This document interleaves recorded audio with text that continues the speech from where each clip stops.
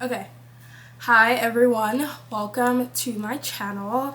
This is one of my most requested videos ever, and I'm happy that I have time to sit down and chat with you guys about it.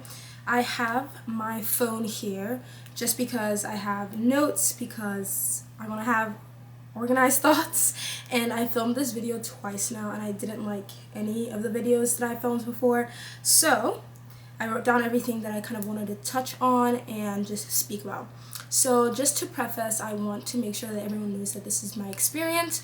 I'm not going to bring down anyone or anything related to ALA. I'm just not that kind of person, but I am going to say things that I experienced and how my experience was like. Emphasis on my.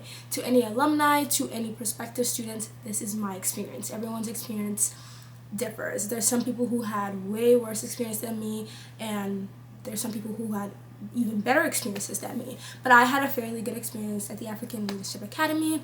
Yeah, but let's get started. So if you don't know what ALA is, or the African Leadership Academy, it is an elite boarding school in Johannesburg, South Africa, that basically prides itself on trying to create some of the world's best leaders for the African continent. So they pull the brightest and the smartest kids from around the African continent. So there are a lot of cultures, a lot of diversity. It was really fun to go there. You heard a different language every other day.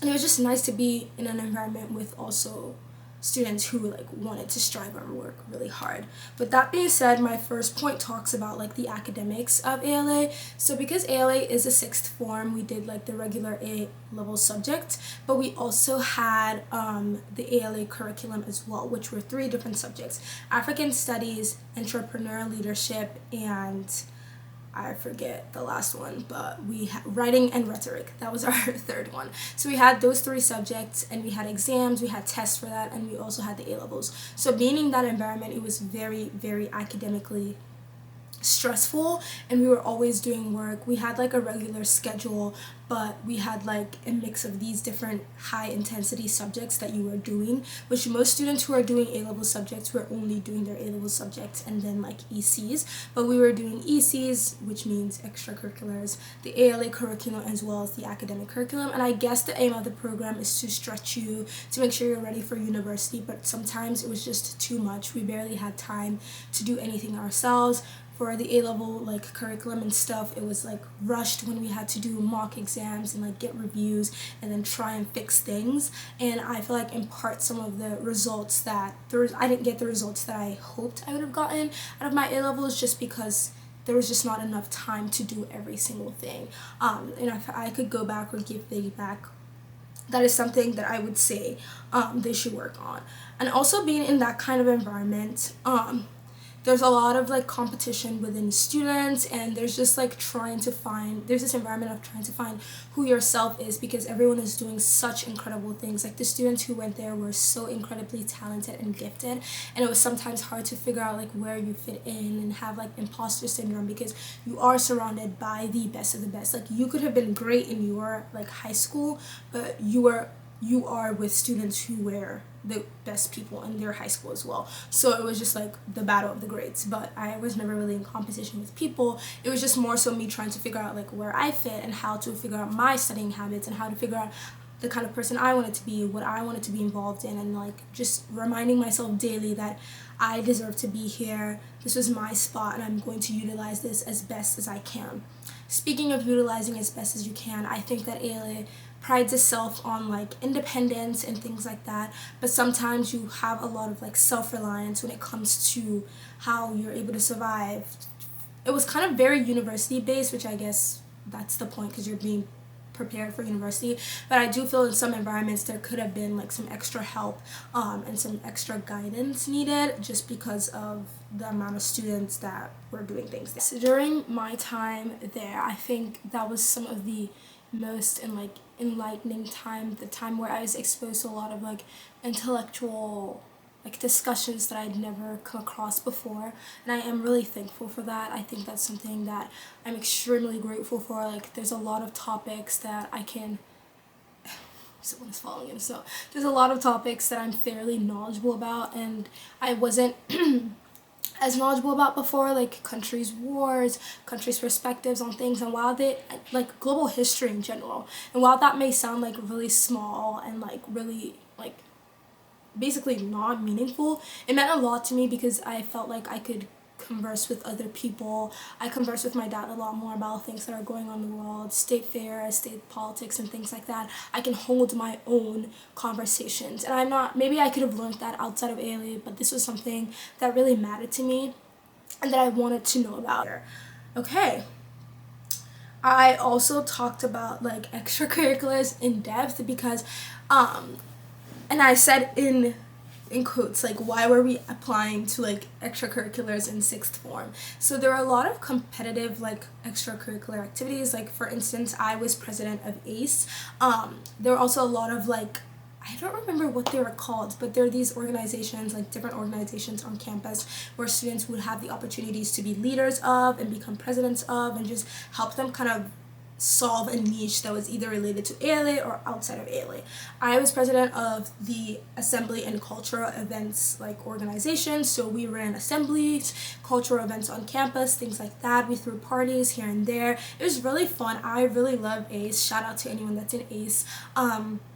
But we had to like do internships in my first year and like shadow the people who were working there and figure out where we wanted to be, and then you apply and then you have to get in, but you have to do like this series of interviews with like people in the year above you to see if you actually fit, and then you have to have like 3 top choices and make sure that you actually fit with those top choices and they actually pick you. So it's kind of like rush dates but for like organizations, which was pretty interesting to me. And I feel like when I talk to some of my friends who go to sixth form in like the UK or any other school, they're just like, yeah, I just got involved because I wanted to, and it wasn't more of like a competition. You just kind of say you're involved in that and make sure that you stay involved in that. So that's one thing. Moving on, I talked about how we kind of made our own fun. Our school is very isolated, I would say that. We were in Gauteng and there weren't like, we just owned our own like space, kind of, so we couldn't really go out the borders, like beyond the borders of the school. So like people who had sixth form sometimes would like go away on the weekend and then come back to school in like the UK and things like that. But we were, no, that was not what happened there. We were always on campus, just always stuck together, and I guess that's why a number of us are really close to each other. Like some of my best friends till this day are from ALA, and every time I tell people, I'm just like, I don't think any type of friendships or like types of friendships that I make can suffice to some of the friendships that I made while I was at ALA, and I'm really thankful for that. But it was also so boring at times. Like we would have to like throw our own parties and like throw it in secret because like there was issues with that, or we would like come up with weird games that we all had, or like we'd sit on the alcove and like chat, but it also got boring sometimes. We had like our halls as well, but like you're not always going to be close with everyone in your hall, so I don't know. We just had to make fun out of what happened, and I feel like when you put children between like the ages of 16 to 18 to make their own fun, it's not always going to work out the way you want. So yeah. And also speaking on how like we were able to leave campus, it was very hard. I don't even know why. It was such a hard process for no reason, in my opinion.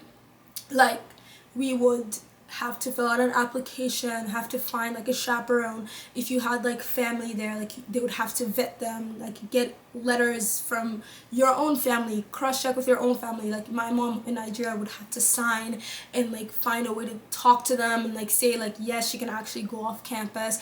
And it was just so hectic. Like sometimes you would just be like, okay, like I don't even want to go outside. I would say that they did organize trips for us to go and visit like places in South Africa, like a Gold Reef City, but it was also like a lottery kind of thing, so you had to be the first person to sign up, and if you weren't, like you could just go shopping or do like I don't even know, it was something.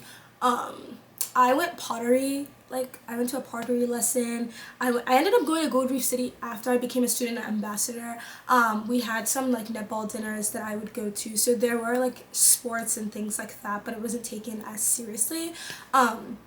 We also, I think at some point I went shopping. Any opportunity to go shopping, like I took it. I think like if you take me to a mall, like I could find a couple things to do, like watch movies and then do other things. But it was just kind of weird, and we had those like every 2 months. I'm very lucky because my mom did visit me at some point. My dad was there at my graduation. I did have my mom's friend in South Africa who used to come and visit me, and like during my birthday she made it really special, so I'm really thankful for my parents for that, because if not, I think I would like have lost my mind.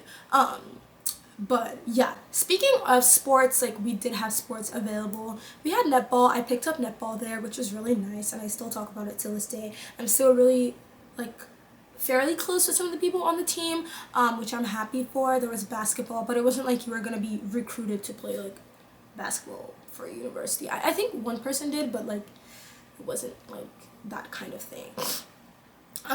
Sometimes it felt like a chore.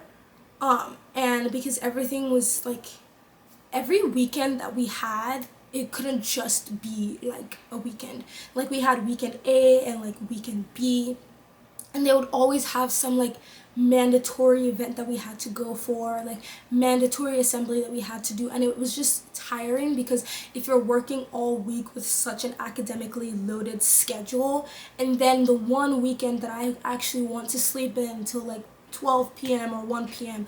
admin has come up with like some event that we have to go to, or if you don't go to, you're going to get like points reduced and things like that. And I really prioritize rest, and I really like resting, so those really annoyed me. And when we like spoke about it, it was just like, oh, we have to keep you busy, we have to keep you engaged, but like I've been busy all week with ECs, with class and stuff like that. I just need this break.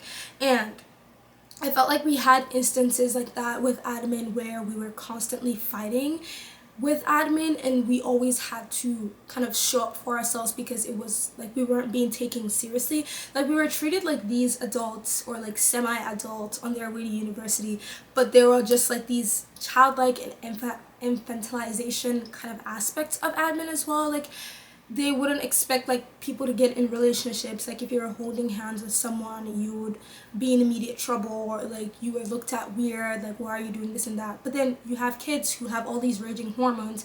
I think it's kind of expected. Like obviously there's rules and boundaries and things like that, but it was just kind of weird that it was like, oh no, you can't do this, you can't do that, you can't do that.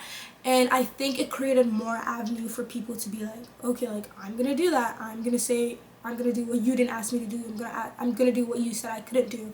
And there was this back and forth with like things we wanted, and it wasn't like wanted because, oh, like this is a fantasy, and like it was things like we needed. So we had like time, and they would just come up with rules each day to try and like combat like different things, and then it would create more issues. Like I remember we had like an issue with prep time, which is study time, and they allocated this block, and sometimes you could stay in your room, I think depending on how you were doing academically or not. And if you were in your room, like you had to sign in or sign out like how long you were studying for. You couldn't come outside, like you could barely be roaming, and it was just very weird, like so weird.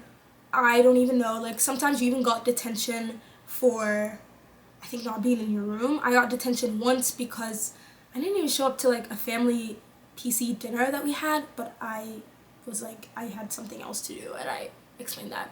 But it was just things like that, and we were constantly like always bickering, and it was like they were never hearing our side, and it was always like we have to be at their beg and mercy, and it was like there's no democracy if that's what you're trying to teach at this school, and you're trying to make people who can stand up for themselves, but you couldn't actually receive feedback in a non like fighting kind of way.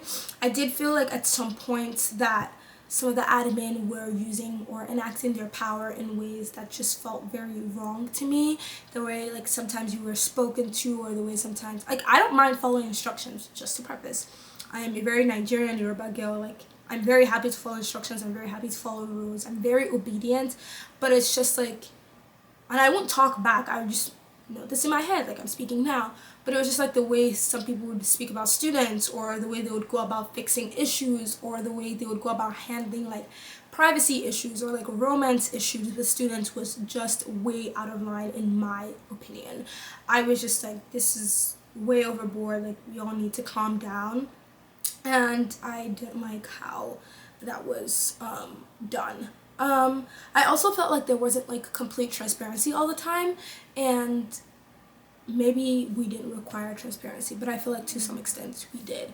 One issue that I had in particular was how like university applications were done. Like obviously I would say every time I describe ALE, I think of it as like an international feeder. Like we are fed to some of the best schools in the United States. My best friends all go to like T20 schools or like T30 schools in the United States, and I think when you're coming to ALA, you kind of have that notion that there's a pipeline. Like you could either go from ALA to some of the best universities in the world, in the US, wherever, and people always have that in the back of their mind when they're applying. But the application time was like so, like obviously app season is difficult everywhere, but here was like extra hard because there was like quotas of how many students could apply to certain schools just because they had existing relationships with these admissions officers. Sometimes some students would not be allowed to apply to certain schools. You had to always run by them like what school you were applying to, or like if you applied behind their backs, you couldn't do that. It always had to be through the school. They were also like very forgetful in instances of other students. Like I'm very lucky that I had my mom. She was always on my neck. She's a very no-nonsense person, and I'm so grateful. Like in the time it felt like, oh, like my mom is always asking me things, but I feel like if I didn't have that kind of person always like making me stand up for myself, always making sure that I was on top of my game, that I wouldn't be where I am now. And this is not to say that ALA didn't bring me here. I just feel like there were some kind of letdowns in some students' like experiences, especially when it came to like applying to universities and like figuring out the documents that needed to be sent. And there's lots of information out there. Like people have written like think pieces and articles and things like that. If you want to read about that, they're online. And that's just something that I felt like was mismanaged, but yeah. Also I feel like because they're like children of all ages, it was kind of hard to like manage the kind of students. Like ALA says it's like 16 to 18, but sometimes they were like 15 to 21, and the expectations that they had for all students were like kind of weird, especially because they had students of such different ages. One thing that I would say 100% is that the people that are at ALA are some of the best people I have met in my entire life. Like I will post comments like from the TikTok that I made where people were like, I would not have survived that place without the people who are there. Like I would go back for the people but nothing else. And I think that's kind of how I feel. My best friend, she's Gambian. I never would have met her without ALA. My closest friends were all meeting in like New York City for my birthday, and they're all from ALA, and it just goes to show the kind of incredible people that come out of ALA. And also in terms of the diversity, I would say, oh my gosh, like the languages, the culture that I was exposed to, the food, not by the dining, like the culture that I was exposed to by the people was really fascinating, and something that I'm still in awe of till this day. That if someone could tell me like maybe one country on the African continent, I can say like I know someone from there, or I've gone to school with someone from there. And the things that you learn about where people are from, I don't think you could just learn that from the internet, and I'm glad that I was able to get that from that experience. Speaking of the dining hall, the food there was kind of, it was something. I could say like, I don't even think this is something bad to say, but the food there was really bad. Like it was so bad, and I'm a very picky eater, so like even people who are not picky eaters had a hard time really eating food there. So I was always ordering foods, or like when we had like weekly shopping trips, like I was able to go there. You are allowed to have jobs on campus. I never had a job except like being a student ambassador, and that was volunteer wise, but people were tutors and things like that. That was another space for students to have like leadership options. So you had those opportunities laid out for you if you were interested in that. Another thing that I was like thinking about that might be important for people to know is like money wise, or like how to manage your pocket money. That was something that was very hard for me at first, because in secondary school my mom would just give me money for the exact snack that I needed, but this was boarding school, so she had to send me like pocket money. My mom and dad sent me like pocket money per month, and I kind of had to learn how to budget that and find things to buy. And like we had something called it's not flex, that's what it's called here. I don't know what it's called, but you are able to buy like snacks from the cafeteria. And I remember I got this chicken mayo sandwich every single day. I think I abused it. Chicken mayo sandwich and a Coke. Chicken mayo sandwich and a Coke. I would get that unfailingly. Like, we had snack bars like in our commons area that you could go to and buy food. And then there was like another leadership like organization called Snack Bar and food something, I can't remember what it was called, but my friends were in it, and they would sell like snacks and things that you could buy for like 10 rand, 15 rand, like lollipops or like things like that. And then the snack bar was a vending machine, and you would like swipe your card there, and then you would be able to do that. In terms of like laundry, these are just small things that I'm thinking about. In terms of like laundry and things like that, there are laundry machines downstairs. There's a laundry token. I think I still have like 3. You could wash your clothes using laundry and things like that, like detergent, well, obviously. And then you would have like a drying machine, and you had to insert like a coin, and it was a specific laundry token coin that you had to buy for 1 rand, and I like have like 5 in my thing here just as a way to remember the place. But that's what you would use to dry. I would say like boarding school, you'd have to take your stuff immediately once things are dry so that people don't take your stuff. There wasn't like a big theft issue or like stealing issue on campus. Yeah, that wasn't like really the vibe of the environment. Most people were like very handy with stuff. So like if you needed your phone fixed, there was someone there who knew how to fix phones. If you need your hair done, there's a lot of students who didn't know how to do hair and were doing hair for people. Someone on my hall, she was in the year below me, she used to do nails for people. And that was like really cool. We had like our own mini ecosystem, and we kind of made things work for us and made like these opportunities for our own selves and ways for people to make money. And I really loved that. I used to sell like Indomie and like rare snacks that South Africa didn't have, like Welch fruit snacks or like Maryland cookies, and I would sell them for like 20 to 25 rand. Even though they were my personal snacks, like sometimes I would sell them. And my mom when she found that I was selling these things, like she would help me when I went back home to Nigeria and would buy these snacks and then bring them to South Africa. So it was really, really fun with the people and just kind of like the community that we built for ourselves, and I really liked that. I don't know if there's anything else specifically that comes to mind. Yeah, in terms of like traveling back and forth, you were responsible for your flights unless the school like had arrangements for you to like for them to book your flights or things like that. There were school shuttles that took us from the airport to school and from the school to the airport whenever we needed to go back and forth. So that was pretty easy for me to kind of get used to. Oh, another thing that I think was kind of fairly cool about the school is that we had exchange students from the United States who would come and stay with us for either 3 months or like 5 months was the longest time. And I met one of my lifelong best friends, Caitlin, from there. She is from Connecticut, Ohio. I actually saw her recently. I'll put a picture over here. And they come and stay with us, kind of get ingrained in our culture and what we had going on at ALA. And I would say those were some of my first interactions with Americans, and most of them were white Americans. So it's interesting to kind of see them and kind of blend in that environment. But because we were all like really young kids, we were kind of growing up together, we made like these kind of bonds and like lasting relationships. I know that I had my friends had roommates who were seagulls, and they also like enjoyed their time, and they still speak to them, and they're still really, really close to them. And now that I've come to school in America, like you get to see them in all these like different spaces. And I think it's so surreal that now that I've come here, I get to be like, oh, like I know what state you're from, like I know what you're actually talking about, and I know what you're referring to. But yeah, I would say, just like wrapping up, I would say that I had a fairly good experience. Coming out of it, like there's some things that I'm like, oh my gosh, like I never want to hear about this again, I never want to hear about this person, I never want to hear about this thing.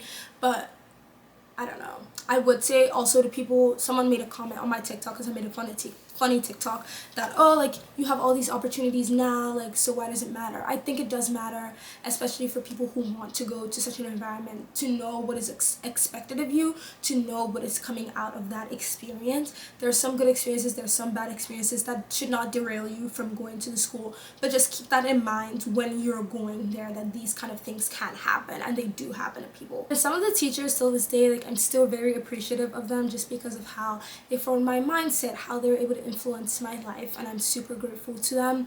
Not sure I have anything else to say. If you want to see a video on how, like, kind of the application process works, I have a video out there. But that being said, I have only 3 more videos that I will be talking about ALA and, like, kind of moving into transition about Washington and Lee, because that's where I go to currently. And if you have any questions about that, put them in the description. I do have a video where I would be giving, like, advice about ALA. And they're from ALA alum. There's a whole video about it. There's a Google form that I asked people to fill, so I'm super excited to give you guys that advice. And the last video would probably be me reading my previous application, how I got into ALA and my stats and everything. I'm trying to remember anything else. This video is also going to be raw, unedited, just giving you guys the real. Yeah, and I have a camera, so maybe I'll tell you guys what's up. And lastly, subscribe, like, share this with people you know, and yeah, thank you guys. Bye.